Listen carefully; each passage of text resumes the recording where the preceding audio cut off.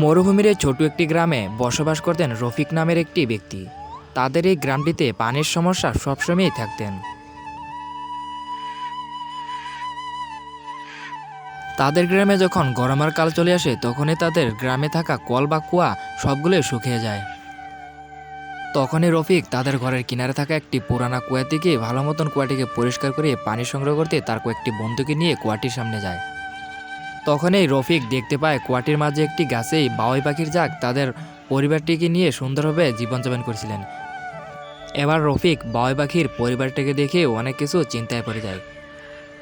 রফিক যদি এবার কুয়াটিকে ভালো মতন পরিষ্কার করতে গিয়ে যদি গাছটাকে কেটে ফেলে তাহলে বাউই পাখির পরিবারটি পুরোপুরি শেষ হয়ে যাবে। আর অন্যদিকে রফিক ভাবছিলেন কুয়াটিকে যদি ভালো মতন পরিষ্কার করে পানি সংগ্রহ করতে না হয় তাহলে তাদের গ্রামে পানির জন্য অনেক সমস্যা হয়ে যাবে। এবার রফিক সিদ্ধান্ত নিলেন তার কয়েকটি বন্ধুকে নিয়ে। রফিক একটি জেসিবিতে উঠে কুয়াটির ভিতরে প্রবেশ করে এই গাছটি থেকে সবগুলো বাউই পাখির বাসা কেটে রফিক তার ঘরে নিয়ে যাওয়ার জন্য সিদ্ধান্ত নিলেন।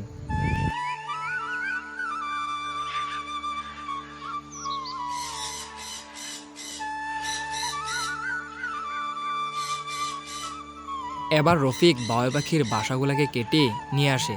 তারপরে রফিক এই বাউই পাখির বাসাগুলোকে ভালো মতন দেখতে থাকে বাউই পাখির বাসাগুলোর ভিতরে বাচ্চা বা ডিম আছে কিনা।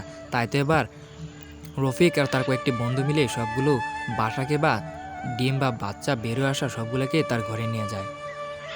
ঘরে নিয়ে যাওয়ার পর রফিক বাউই পাখির বাসাগুলো থেকে সবগুলো বাচ্চাকে বের করে একটি জায়গাতে সংগ্রহ করে ফেলে। এই বাচ্চাগুলোকে কীভাবে লালন পালন করবেন এবার রফিকে ভাবতেছিলেন। আর এদিকেও বাউই পাখির বাচ্চাগুলো ক্ষুধার জ্বালায় কিচিরমিচির করে চিল্লাইতে থাকে। এবার রফিক একটি বেজির মাধ্যমে চাউলের গুঁড়া বা বিস্কুট গুঁড়া করে এই ছানাগুলোকে একটু একটু করে খাওয়াই দিতেন। এভাবে রফিক সারাটা দিন এই ছানাগুলোকে নিয়ে ব্যস্ত থাকতেন। রফিক যখন বাউই পাখির বাচ্চাগুলোকে যখন একটি বেজির মাধ্যমে যখন পেট ভরে খাওয়াই দিতেন তখন বাউই পাখির ছানাগুলোও রফিকের হাত থেকে তার মা মনে করে পেট ভরে খাইতেন।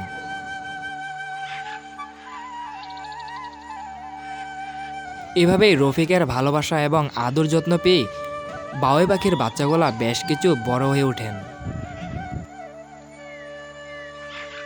রফিকের ভালোবাসা এবং আদর যত্ন পেয়ে বাউই পাখির বাচ্চাগুলো এবার বেশ কিছু উড়তেও শিখেছেন। এভাবেই রফিক বাউই পাখির বাচ্চাগুলোকে নিয়ে সারাটা দিন এভাবেই ব্যস্ত থাকতেন। টাইমে টাইমে বাউই পাখির ছানাগুলোকে রফিক সবসময় খাওয়াই দিতেন। 1 থেকে 1.5 মাস পর বাউই পাখির ছানাগুলা অনেক কিছু বড় হয়ে যায়। তাই তো এবার রফিক তাদের রুমে সবগুলো বাউই পাখির বাচ্চাগুলোকে ছেড়ে রাখতেন যাতে বাউই পাখির বাচ্চাগুলা উড়তে শিখে। বাউই পাখির বাচ্চাগুলা রফিকের ভালোবাসা এবং আদর যত্নে পেয়ে যখন উড়তে শিখে যায় তখন রফিক অনেক কিছু খুশি হয়। রফিকের আদর যত্ন এবং ভালোবাসা পেয়ে বাউই পাখির বাচ্চাগুলো আবারও তাদের জীবনটি নতুন করে পেয়েছে।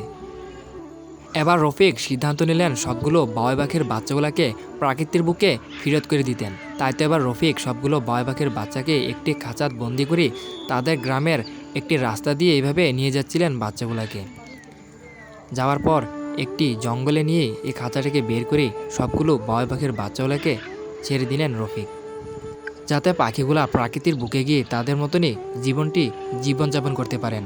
তো বন্ধুরা, রফিকের এই কামটির জন্য আপনারা ভিডিওটিতে একটি লাইক করে দেন আর আমাদের চ্যানেলটাকে তাড়াতাড়ি সাবস্ক্রাইব করে ফেলেন, যাতে এরকম পাখির ভিডিও আপনাদের কাছে অতি তাড়াতাড়ি চলে যায়। তো বন্ধুরা, রফিকের কামটা কেমন হলো আপনারা কমেন্টে জানান।